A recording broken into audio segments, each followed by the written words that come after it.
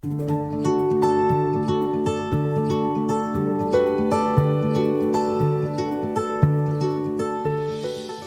morning, everyone, and as you can see, I have been playing God of War Ragnarök.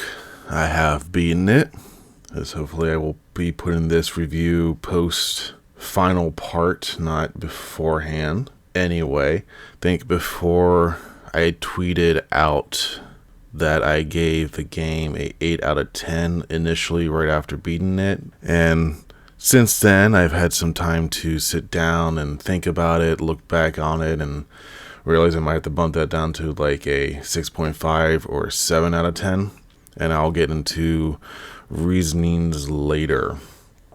But initially, as I said, I did truly enjoy it, and it was a different kind of experience. With Freya and Thor, I thought were going to be the main antagonists, with Odin being the obvious final boss, because I had thought that Freya was going to join Odin despite her hatred for him. And I thought Thor was going to be, especially after hearing how angry he was about his sons and Baldur being killed, was going to be like on the constant, well, I don't care what Odin says, this guy destroyed my family, I'm going to take him down kind of thing.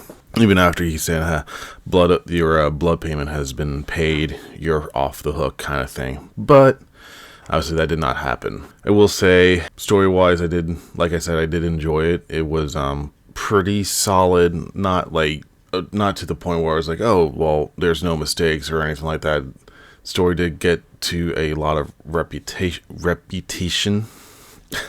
repetitiveness. Kratos, just not knowing who his son really is, ever since they went to Jotunheim, Atreus has been obsessed with trying to figure out who Loki is, and Kratos trying to keep Atreus, not Loki.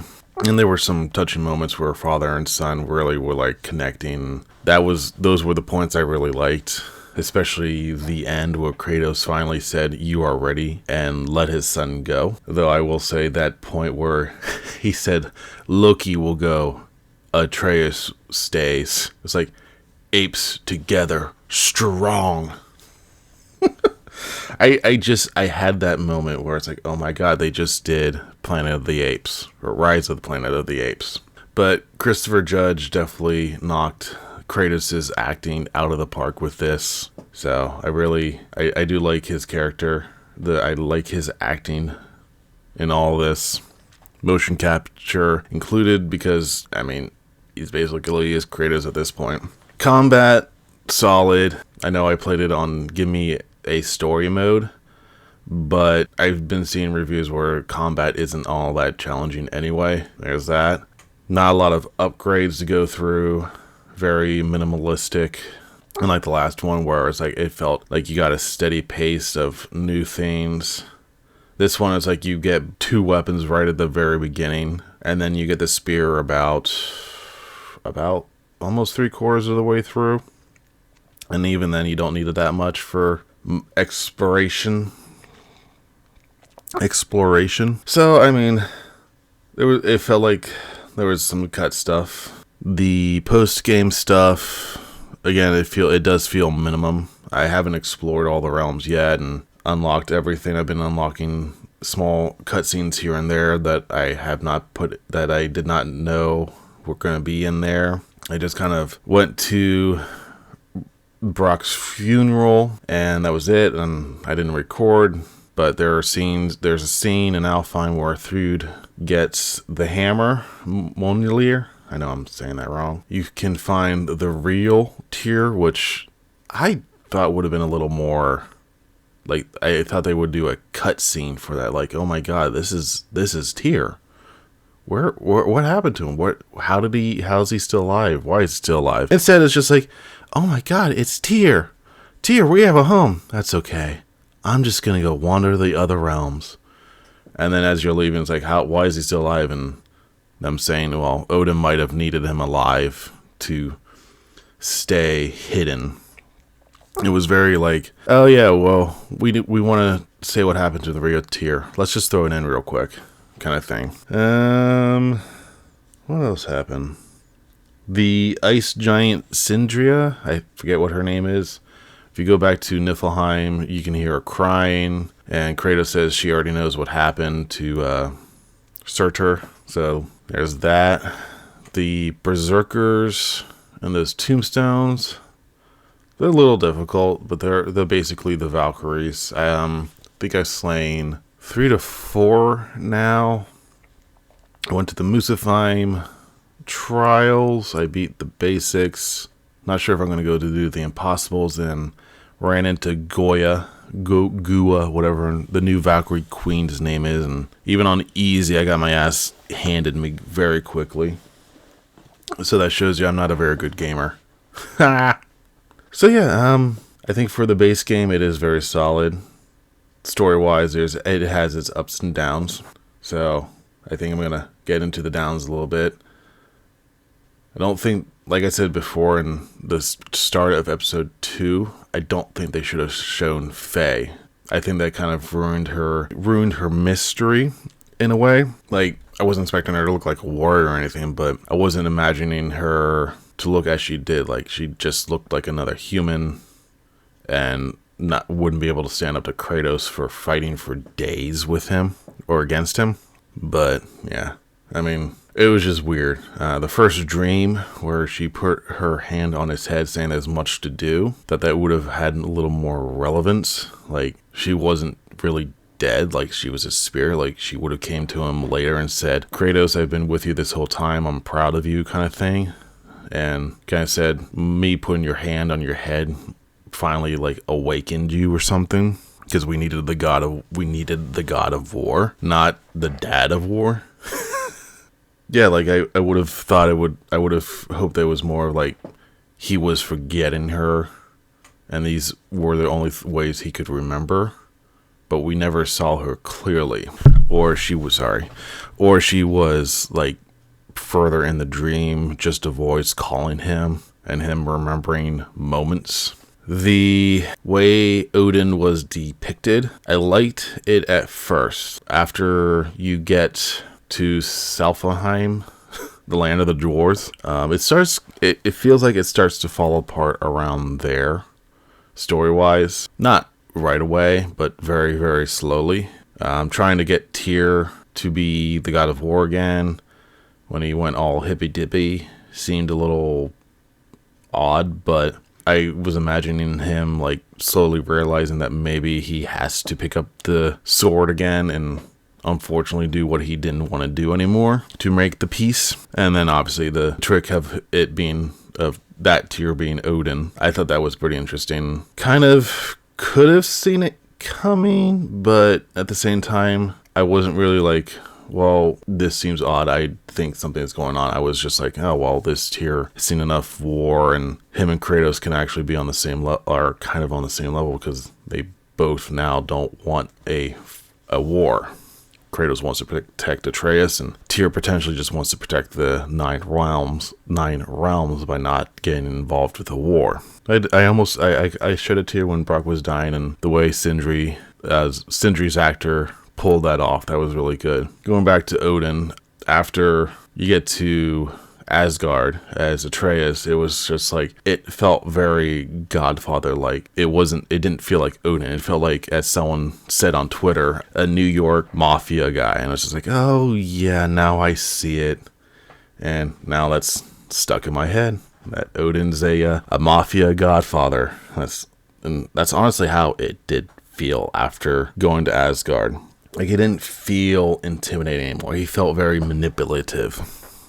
Like telling Loki, well, if you just get this mask, we can figure out all the answers, and treating Thor like he's just dumb muscle, like Luca Brasi from The Godfather. Fun random fact that apparently was an actual gangster to keep an eye on the film, which is a very scary thought. But yeah, I know the overall theme for the game is family, like trying to rekindle family, trying to keep your family together, trying to grow and evolve and be better and stuff like that. And they tried doing that with Thor, with Atreus's storyline. I don't think it was executed as well as they hoped it would have been. I do feel like the Norse games should have been another trilogy where it wasn't like it, because it did feel like there was a lot of cut stuff or stuff that was just like, oh, this was really rushed at the end. Especially, like I said, Thor, with him trying to rekindle or trying to be better, but Odin always smashing him down. And as someone again on Twitter put, Thor was a broken man because of Odin always constantly beating him down with his insults, saying you're nothing but a killer, you're just basically a tool for me. And Lady Sif being, you can be better, and pushing him to do things that his father doesn't want him to do. So I can see there was probably more planned for Thor and his development. I think my ideal first half would be Kratos and Atreus kind of breaking apart. Like, Atreus is now a teenager, so you got that teenager, I know everything, I'm better than you kind of thing, and I need to prove myself to you and to the world that I'm more than what you say I am kind of thing. So it could have been like this was Kratos's and Atreus's falling out game, and then end it with Heimdall as the final boss and Kratos getting Gjallarhorn. And then Atreus like freaking out, saying you're fulfilling the prophecy, and he heads off to Asgard to potentially find a way out of it or something. Or he's just angry at Kratos and wants to find counsel or something. Or Atreus could have already been in Asgard. But I think it should have ended with Kratos getting Gjallarhorn, and maybe then having Odin declare war to prevent Kratos from blowing Gjallarhorn to start Ragnarok. Start the whole process of Ragnarok, but not have the horn blown until the very end. And then the next game would be the mix between Atreus and Kratos' story, where Kratos is now the new general, the new god of war, the reborn god of war, because Tyr still doesn't want to fight. And Kratos is now trying to unite the 9 realms, or 8 realms, I guess, because they wouldn't be uniting Asgard, in like a proxy wars kind of thing, building up allies, relationships, and stuff like that, while Atreus is trying to get the mask, which I don't know if it has an actual name besides the mask. Like, my head would be calling it the Mask of Ymir, because Odin said that this green crack thing, which is really random, appeared only after Ymir was killed. And apparently only the mask can be worn by a giant and seen by a giant. So I was thinking calling the Mask of Ymir would be interesting, and the fact that only a giant can wear it. And then, of course, at the end, Atreus and Kratos kind of would be reunited, and they would take down Odin. And within a trilogy, you could develop the family bonds between the Asgardians and stuff like that, and Atreus getting more of a bond again with Kratos and stuff like that. Freya learned to trust Kratos, maybe very, very reluctantly at the end of the second game, accepting his help. Like, still have her as the villain in the first one where they fight on and off, and then he helps her, and it's like they have that tense moment they have in Vanaheim, but it doesn't go away. Like, I don't care that you saved me or you helped me, you still killed my son, the one thing I didn't want you to do. I won't do anything yet, but there may come the day where you and I will have to fight. So, and then have her kind of not loosening up in the third one, but kind of like be more understanding. Like, well, Tyr isn't who we thought he was anymore. We need a god of war, and unfortunately that's you. So still have it very tense, but have it where it's like she has no other choice. Like, something different than you help me. Oh, 3 missions later, okay, we're all good. The Thor fights, like I said, the first one was really good because he was angry, like super angry still, and he finally was able to get his revenge. The second one felt a little more, I don't want to say tame, but it felt tamed, despite the fact that he thought Thrud was in danger. And obviously Thor is a man wants to be a family man again. And then the Odin fight, I was really disappointed in that. The Odin fight, I thought could have been a lot more, because this is a guy who has secrets and magics between all the 9 realms, and obviously was able to take down Ymir. So you would think that he'd be a lot more quote-unquote experienced, or he would show more magic or stuff like that, like just something to make him seem more fierce. Even on Give Me a Story mode, it was just like, this is lame. So yeah, the ending was one of my like disappointments, especially when he went, no, why would you do that? And he just goes, ah! I was just like, oh my god, that is so bad. So yeah, I think, like I said, I think it feels like there was a lot of cut stuff. There was a potential for another trilogy. The first one was obviously Kratos and Atreus spreading the ashes, starting Fimbulwinter to get ready for Ragnarok. The second one could have been like the split between teenage Atreus and Kratos, could have been widening, family fight, starting the process of Ragnarok. And the third one could have been family issues or rebuilding the family. I mean, shit, you could have even had Atreus bringing Odin bringing wolves in for Atreus, because Atreus' weird obsession with wolves. And he could have had Fenrir. He could have been disguised as a wolf. And then, like, halfway through, Odin realizes that part of the prophecy of Ragnarok is wolves, and that's when he could have started losing his shit. And then he could have done something to Fenrir, and Atreus Loki would have snapped and not trust Odin anymore, take the mask or go back to his father and say, what's going on, here's what's going on, but I need to go back to Asgard to finish this up, because Odin is trying to get this and take it from there. And then have like Tyr still be a lot, like real Tyr being alive and trying to help Kratos the best he can. And when he's finally like ready to help Kratos like be the god of war again, we lose sight of Tyr and stuff like that. And then Atreus and everyone meets up back at Sindri's house, and with the completed mask, it's like, okay, I had the mask, and kind of do the same thing what they did. Except not have like Tyr go, okay, I'm finally ready to lead. Just be like, yes, we have what Odin wants. We can take this Asgard now. Let's go. And then the same thing happens. And then whenever the broom closet opens up, you can see the real body fall out, or some hint that Tyr was killed at that moment or moments prior. Kind of thing, like have a huge twist. Like say Odin going, well, I knew you guys were here this entire time. You can't hide from me, even in between these realms, kind of thing. Like, it could have been a lie, like he was desperately trying to get something. And then after that, maybe I'll go through the stir fight, because you got to get the beam Ragnarok. Could have had Loki still kind of sneaking in through Asgard, trying to figure plans out, trying to figure what's going on, kind of thing. And then after all the 8 other realms are ready and united, saying we just await the horn, go to Tyr's temple, have the horn, and then have the big fight.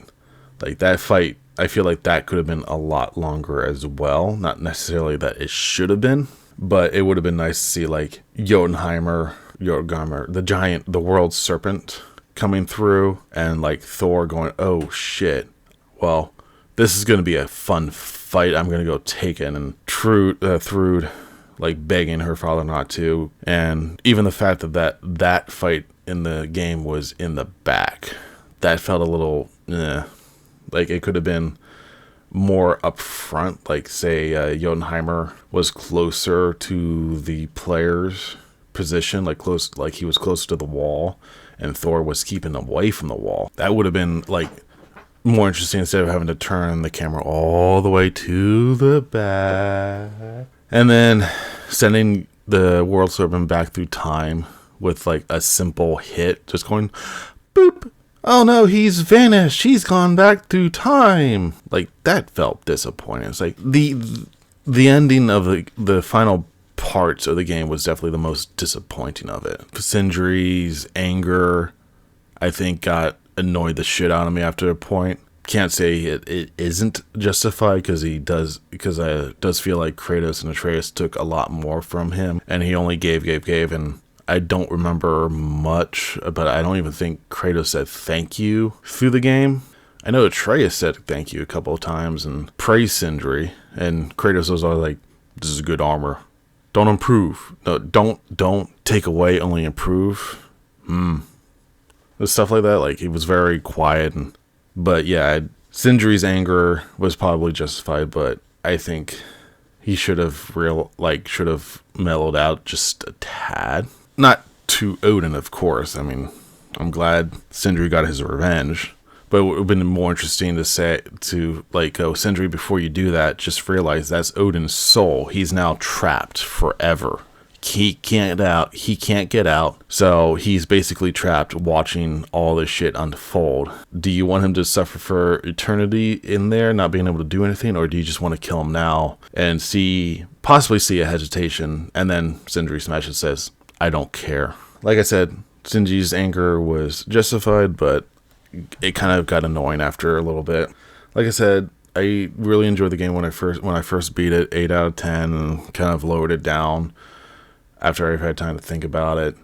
So I'm still going through it a little bit. I'm gonna play through it again to see if there was anything else I've missed. And yeah, I'm sure there's tons of other thoughts I have that I'm just forgetting. But I thank you guys for listening. I hope you enjoyed / understood where I was coming from with this review. And I'll talk to you later. See ya.